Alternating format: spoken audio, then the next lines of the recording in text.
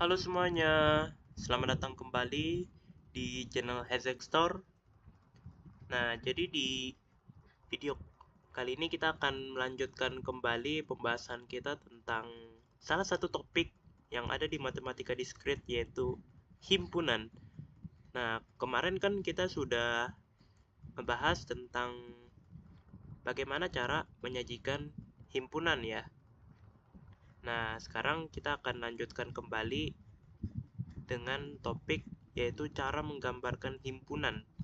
Nah, jadi cara menggambarkan himpunan itu ada tiga ya. Yang aku tahu itu ada tiga, yaitu yang pertama yang paling umum ya, yang paling umum itu adalah diagram Venn. Nah, kenapa diagram Venn? Karena lebih mudah ya kan, untuk dipahami gitu loh ya kan. Kayak apa ya? Kalau misalnya nih ya kan ada beberapa himpunan itu kayak lebih mudah untuk digambarkan ya kan, lebih mudah untuk divisualisasikan ya kan, kayak oh, anggota yang ini, anggota si A ternyata juga termasuk anggota si B ya kan. Nah, kalau kita pakai diagram Venn itu lebih gampang ya kan memvisualisasikannya. Nah, memvisualisasikannya itu kan kayak apa ya, ada lingkaran A dan lingkaran B. Nah, itu kan nyatu ya kan, lingkaran A dan B-nya itu sebagian sebagian itu nyatu ya kan. Nah, yang nyatu itulah itu diisi dengan himpunan-himpunan yang termasuk dua-duanya tadi. Di A iya, di B iya ya kan, jadi anggota A iya, jadi anggota B juga iya ya kan. Nah, jadi bisa dikatakan diagram Venn ini kayak cara yang simpel lah ya kan, untuk eh, ngasih eh, pemahaman lebih lanjut ya terkait himpunan ya kan. Makanya diagram Venn ini sering banget tuh kita temui ya kan, kalau misalnya nih ya kan kita pengen mecahin suatu soal dalam himpunan, pasti kita tuh diajarin untuk bikin diagram Venn. Biasanya kan gitu kan ya. Ya kan, kayak apa namanya, soal tertentu ya kan yang melibatkan operasi-operasi himpunan ya kan.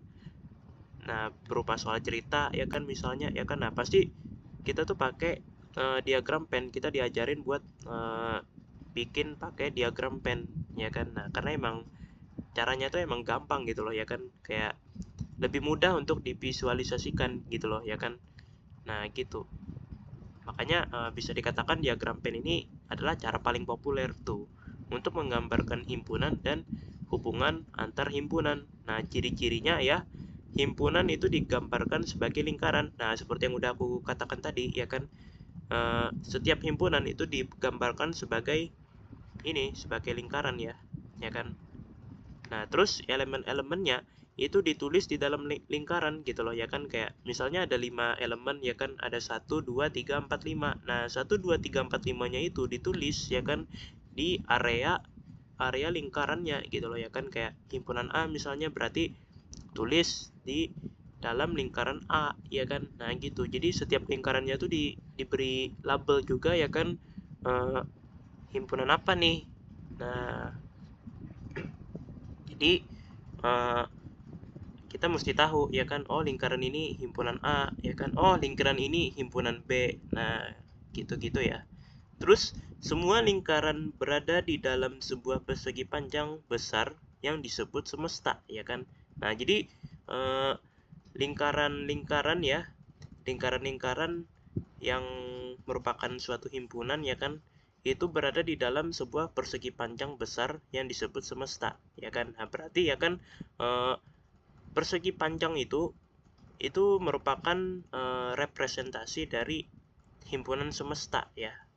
Nah, himpunan semesta itu nanti akan kita bahas ya lebih lanjut ya kan. Apa itu himpunan semesta ya kan di video berikutnya ya. Nah, tapi sebagai gambaran, himpunan namanya juga himpunan semesta, berarti himpunan yang memuat lebih banyak elemen ya kan. Nah, sedangkan lingkaran-lingkarannya ini memuat lebih sedikit elemen ya kan. Namun elemen-elemen yang ada di lingkaran ini itu semuanya termasuk dalam himpunan semesta. Nah, kurang lebih seperti itu konsep himpunan semesta ya.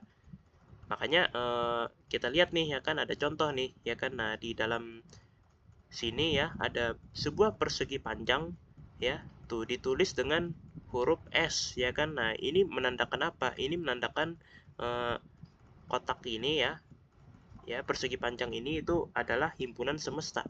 Nah, sedangkan di dalamnya sini itu ada himpunan A nih, ya kan. Nah, di dalam himpunan A ini ada anggota 2, 4, 6.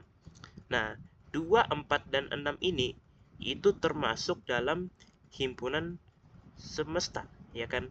Nah, gitu. Dan di sini ada juga nih angka-angka lainnya nih, ya kan. Nah, 1, 3, dan 5, ya kan. Dan ini juga termasuk dalam himpunan semesta, ya. Jadi ya kurang lebih kita analogikan seperti ini deh.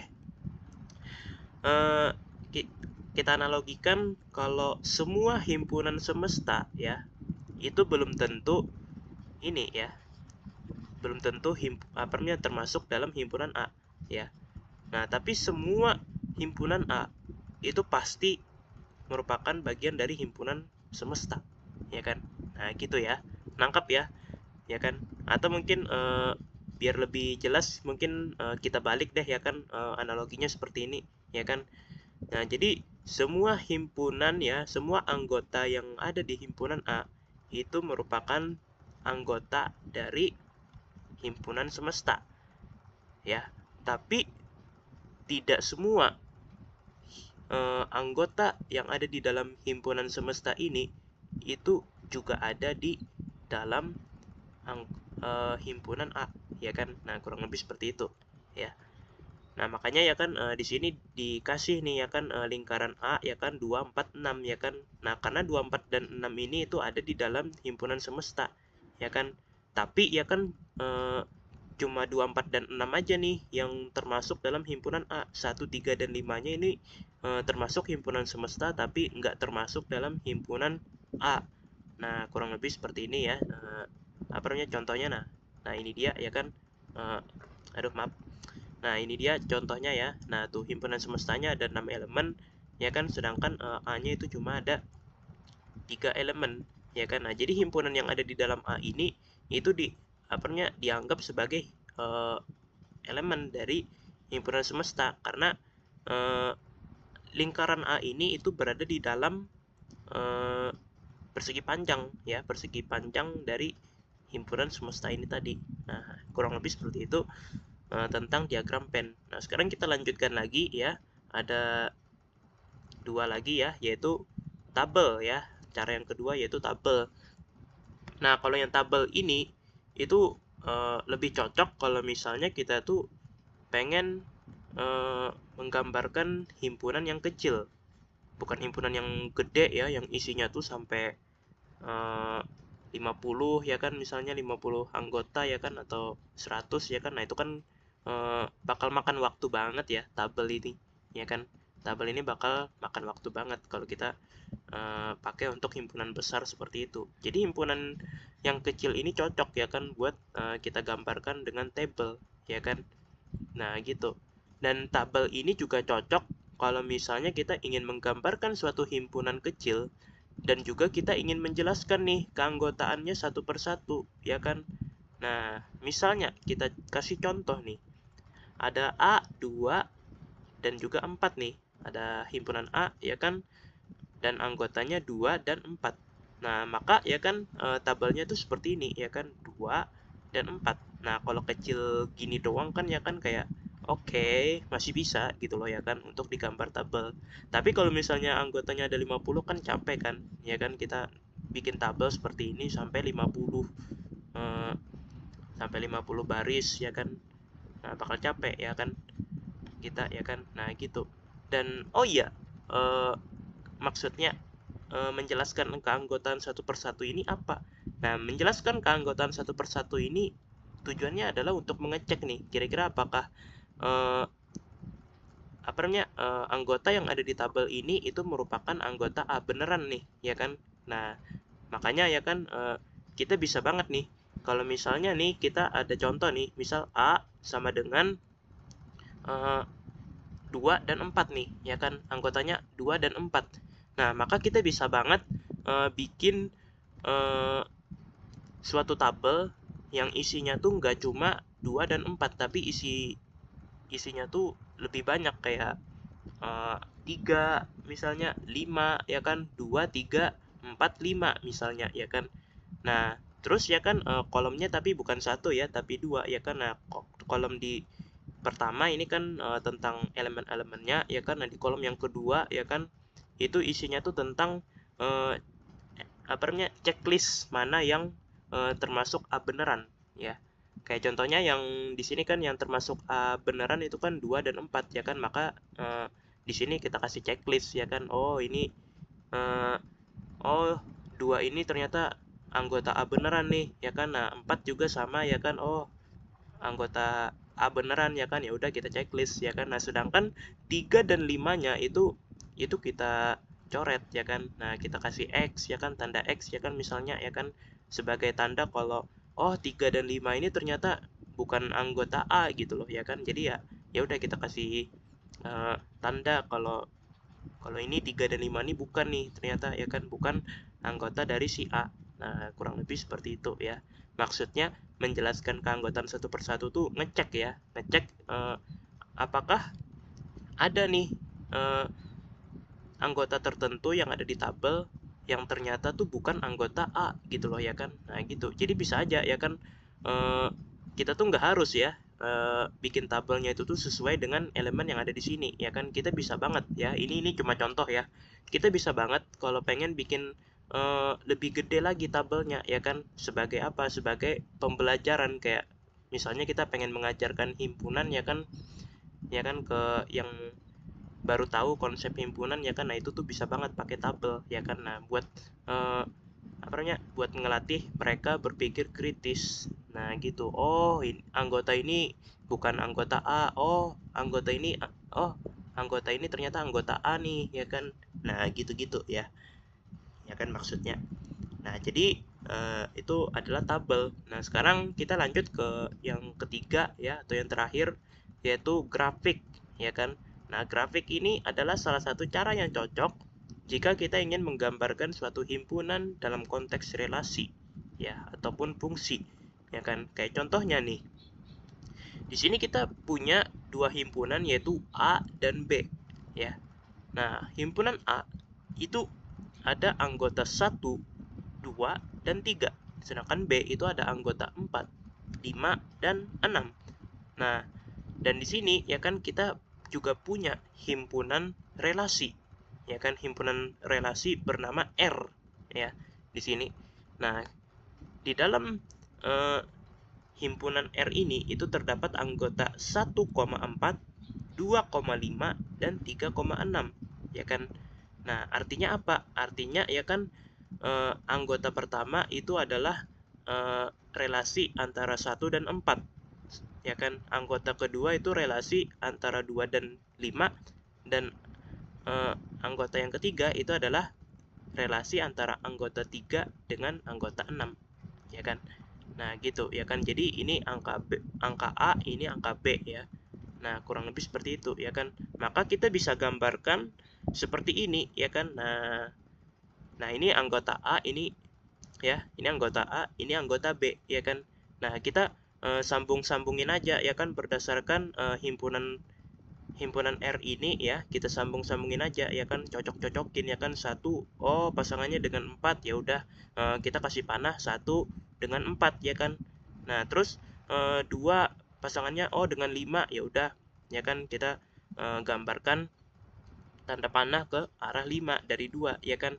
Nah, terus 3 pasangannya oh dengan 6, ya udah ya kan, kita kasih tanda panah 3 ke 6 ya kan. Nah, seperti ini ya kan. Nah, tanda panah ini itu dinamakan ini tadi ya kan, himpunan relasi ya kan. Nah, tanda panah yang menghubungkan antara kedua pasangan ya kan. Nah, kurang lebih seperti itu ya kan. Makanya eh,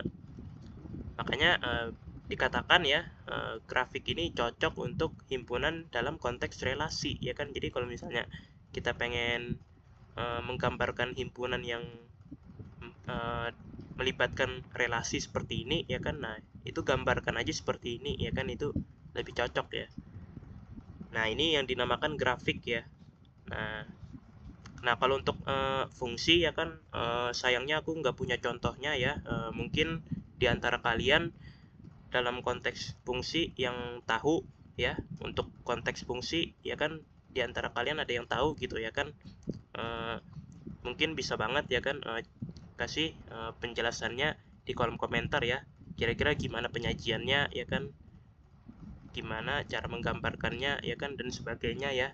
Sepertinya ya dalam konteks relasi itu sepertinya beda ya dengan fungsi ya, atau sama aja nggak tahu ya, tapi kalau menurut aku beda ya, relasi dan fungsi sepertinya beda gitu ya kan. Nah kalau ini kan yang aku kasih contoh ini kan dalam konteks relasi, bukan fungsi ya kan. Nah gitu, kecuali kalau misalnya relasi dan fungsi itu ternyata sama, nah gitu, jadi aku nggak tahu nih ya kan, relasi dan fungsi ini sama aja kah atau beda gitu loh ya kan.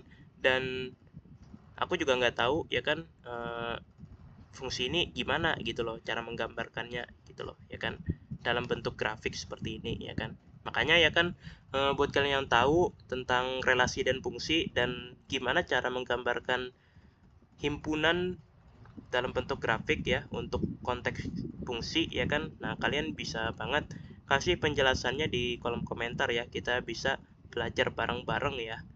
Nah oke, jadi ya aku ucapkan terima kasih ya buat kalian yang sudah mau belajar bareng sama aku ya kan, buat kalian yang sudah mau ngasih penjelasannya di kolom komentar ya tentunya ya kan, dan itu sangat berarti untuk menambah wawasan kita semua ya.